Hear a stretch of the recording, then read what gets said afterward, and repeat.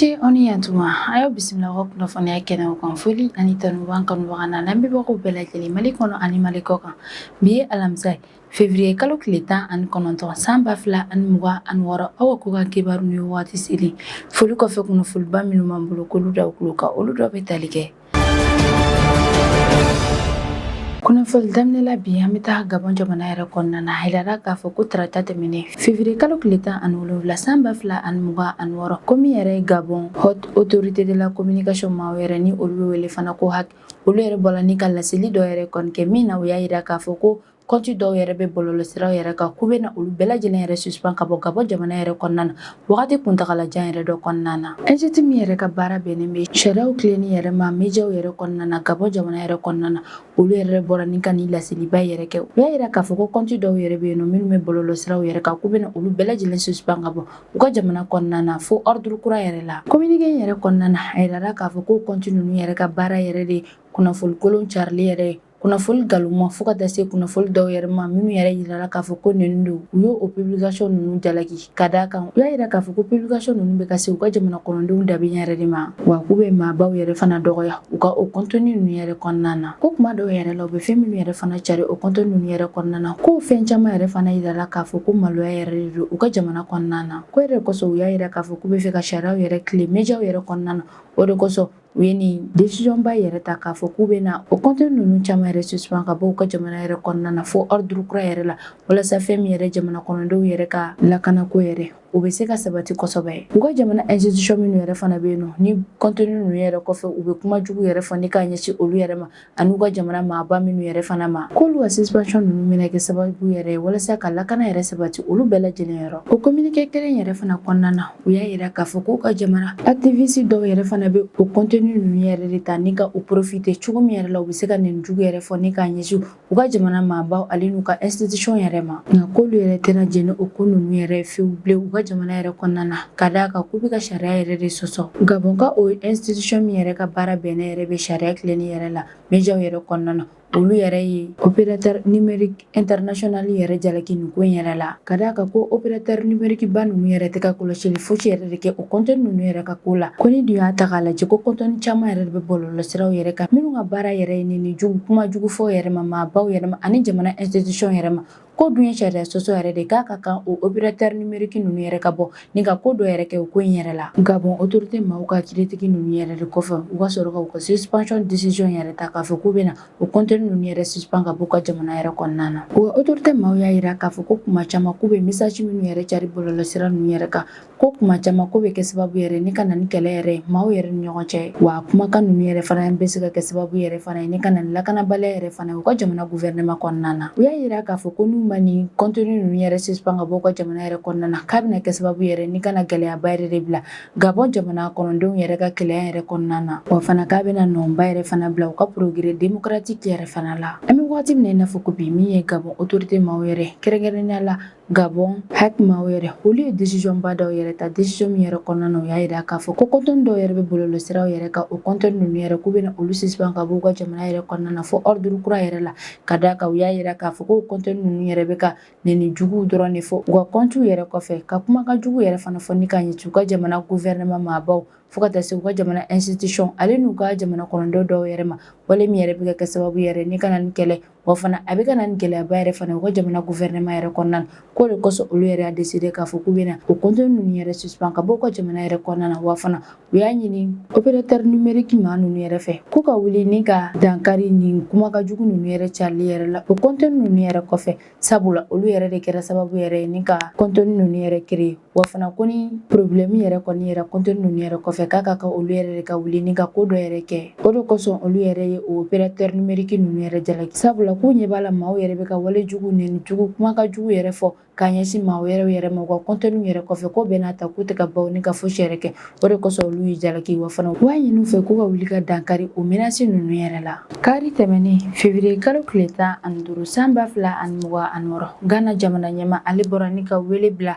Union africaine jamana kɔnɔdenw bɛɛ lajɛlen yɛrɛ ma k'u ka bɔ ni ka projet de résolution dɔ yɛrɛ soutenir projet de résolution min yɛrɛ bɛ tali kɛ walejugu min yɛrɛ taara ni k'a ɲɛsin an bɛnbakɛw yɛrɛ ma jɔnya wagati yɛrɛ la ko ka bɔ ni ka o yɛrɛ suteni ka yira diɲɛmaa bɛɛ lajɛlen yɛrɛ la k'a fɔ ko jɔnya tile wagati yɛrɛ la ko min yɛrɛ an bɛnbakɛw yɛrɛ kɔni ko walejuguba yɛrɛ de kɛra olu la u ka nin ko in bɛɛ lajɛlen laɲini yɛrɛ de walasa k'a yira diɲɛmaa yɛrɛ la an bɛnbakɛw yɛrɛ souffrance ba minnu yɛrɛ sɔrɔ jɔnya tile wagati yɛrɛ la ale ni ka justice historique yɛrɛ fana encouragé kosɛbɛ farafinna jamanaw yɛrɛ kɔnɔna na John Mahama ni ale yɛrɛ Ghana jamana ɲɛmaa ale yɛrɛ nin déclaration yɛrɛ kɛ conférence de presse dɔ yɛrɛ senfɛ min yɛrɛ kɛra Union africaine maaw ka sommet siɲɛ 39 yɛrɛ la min yɛrɛ kɛra Addis Abeba ni o yɛrɛ Ethiopie jamana yɛrɛ di John Mahama n'a yira k'a fɔ ko hali n'u bɔra ni ka ni projet de résolution yɛrɛ soutenir ko tɛna to fɛn min yɛrɛ kɛra lawale tile yɛrɛ la ni ka o ko ninnu bɛɛ lajɛlen effacer ko nka k'u ka projet de résolution yɛrɛ kɔni bɛna kɛ sababu yɛrɛ walasa diɲɛ bɛɛ lajɛlen yɛrɛ k'a dɔn fɛn min yɛrɛ an bɛnbakɛw yɛrɛ sɔrɔ k'o ye walejuguba yɛrɛ de ye wa ko wale min yɛrɛ don a bɛ yira k'a fɔ ko maa faga wale yɛrɛ de don wa fana k'a ka ka diɲɛmaa bɛɛ lajɛlen yɛrɛ fana k'a dɔn k'an bɛnbakɛw yɛrɛ baaraba yɛrɛ de kɛ diɲɛ jamanaw yɛrɛ kɔnɔna na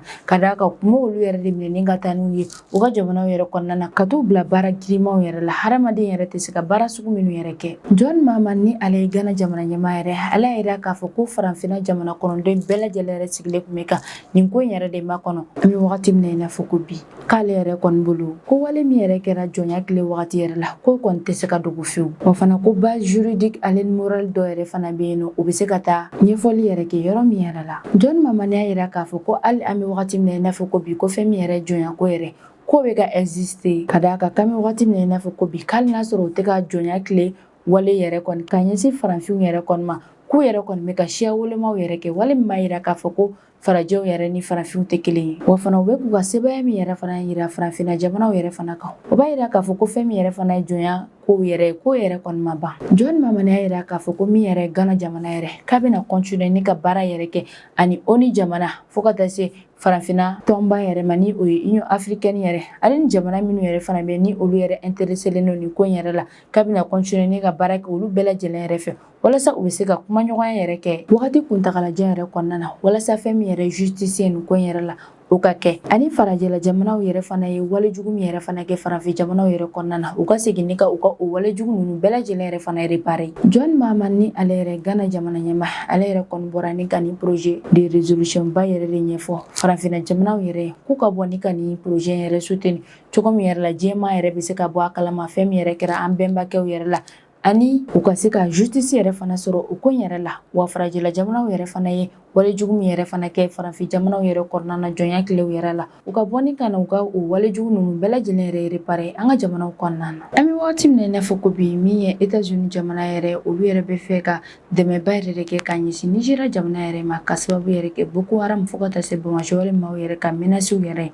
minnu bɛ ka kɛ Nigeria jamanaw yɛrɛ kɔnɔna na o ko min yɛrɛ la an y'a ye k'a fɔ ko min yɛrɛ États-Unis jamana ka kɛlɛkɛ pankuru 3 yɛrɛ k'olu yɛrɛ jiginna Nigeria jamana yɛrɛ kɔnɔna na wa kɛlɛkɛ pankuru 3 ninnu yɛrɛ kɔnɔna na fɛn min yɛrɛ kɛlɛkɛminɛn nafamabaw yɛrɛ fo ka taa se kɛlɛkɛcɛw yɛrɛ ma k'olu yɛrɛ kun b'a kɔnɔna na États-Unis jamana yɛrɛ minnu bila ka na walasa u se k'u yɛrɛ dɛmɛ kɛlɛw yɛrɛ kɔnɔna na Nigeria jamana ka quartier général de défense maaw ka sources ka kɔrɔfɔ la olu y'a yira k'a fɔ ko min yɛrɛ États-Unis jamana fintigilakaw yɛrɛ ko maa 100 bɔɲɔgɔn kɔ yɛrɛ de jiginna ka daminɛ alamisa don yɛrɛ kana bila kari tɛmɛnen février kalo tile 15 san 2026 wa u y'a yira k'a fɔ ko Amérique jamana fintigilaka wɛrɛw yɛrɛ fana kan ka na Nigeria jamana yɛrɛ kɔnɔna na ni dɔgɔkun yɛrɛ kɔnɔ Nigeria jamana fintigilakaw ka responsable dɔ yɛrɛ ka kɔrɔfɔ la ale yɛrɛ k'a fɔ ko États-Unis jamana fintigilaka minnu yɛrɛ filɛ nin ye ka na olu ka jamana yɛrɛ kɔnɔna na k'u kɔni tɛna kɛlɛ yɛrɛ kɛ ko nka k'olu ka mission yɛrɛ bɛna kɛ min ye Nigeria jamana yɛrɛ kɔnɔna na k'o de ye ka baara yɛrɛ kɛ u ka jamana centre de commandement yɛrɛ la ani k'u dɛmɛ n'u ka kɛlɛkɛminɛnw yɛrɛ fana tiɲɛna olu ladilanniw yɛrɛ la fo ka taa se u kan ka kɛlɛ yɛrɛ kɛ cogo min yɛrɛ la u kan ka fara ɲɔgɔn kan cogo min yɛrɛ la ale n'u bɛ renseignement ɲumanw yɛrɛ fana sɔrɔ cogo min yɛrɛ la Nigeria jamana autorité maaw y'a yira k'a fɔ ko États-Unis jamana fintigilaka minnu yɛrɛ bɛ olu ka jamana yɛrɛ kɔnɔna na kan bɛ wagati min na i n'a fɔ ko bi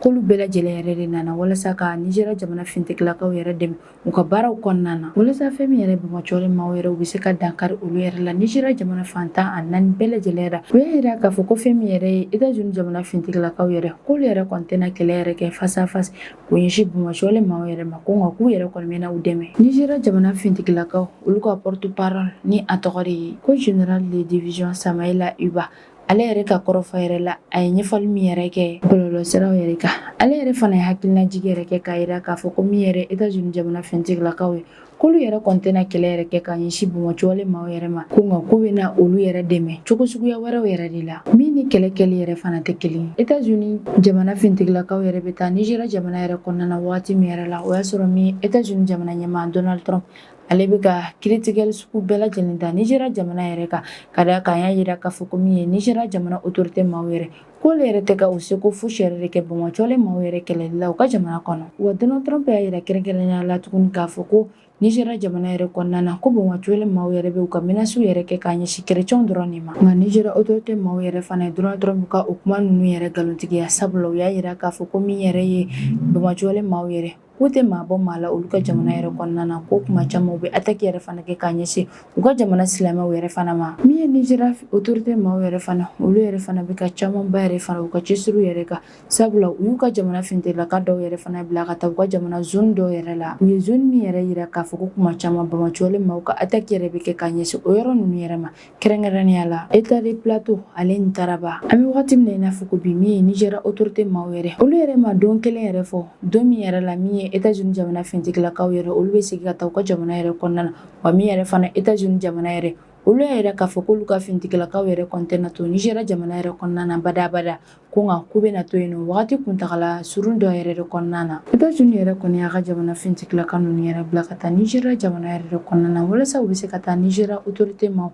kɛrɛnkɛrɛnnenya la u ka fɛntigilakaw yɛrɛ dɛmɛ u ka kɛlɛw yɛrɛ kɔnɔna na nka min ye Niger autorité maaw yɛrɛ olu yɛrɛ y'a yira k'a fɔ ko États-Unis jamana fɛntigilaka minnu nana olu ka jamana yɛrɛ kɔnɔna na k'olu tɛna taa kɛlɛ yɛrɛ kɛ face à face k'a ɲɛsin Bamakɔwale maa ninnu yɛrɛ ma ko nka k'u bɛna olu yɛrɛ dɛmɛ cogo suguya wɛrɛ yɛrɛ de la. Walasa an ka dansigi an ka bi kunnafoniyaw yɛrɛ kan an bɛ taga Russie ale ni Ukraine jamanaw ka kɛlɛ banni kow yɛrɛ hukumu yɛrɛ kɔnɔna na min yɛrɛ pression bɛɛ lajɛlen yɛrɛ bɛ ka kɛ États-Unis jamana ɲɛmaa Donald Trump yɛrɛ de fɛ min na États-Unis jamana ɲɛmaa Donald Trump ale yɛrɛ de bɛ ka pression ba yɛrɛ kɛ u ka o accord kɔnɔna yɛrɛ la. A yɛrɛ k'a fɔ ko min ye Russie Ukraine ale ni États-Unis jamana autorité dɔw yɛrɛ k'olu yɛrɛ ye ɲɔgɔnye dɔw yɛrɛ kɛ walasa fɛn min yɛrɛ kɛlɛ min bɛ Russie jamana ale ni Ukraine jamana yɛrɛ ni ɲɔgɔn cɛ o kɛlɛ ninnu bɛ se ka bɛnkan dɔ yɛrɛ kɛ o kan u bɛ se ka kɛlɛ ninnu bɛɛ lajɛlen dabila cogo min yɛrɛ la u ka o négociation ninnu bɛɛ lajɛlen yɛrɛ kɛra Donald Trump ale ka pression yɛrɛ de kɔnɔna na. Donald Trump y'a yira k'a fɔ k'u ka u jija u ka kɛlɛ ninnu bɛɛ lajɛlen yɛrɛ ban wa k'a bɛ fɛ kɛlɛ ninnu ka ba teliya yɛrɛ de kɔnɔna na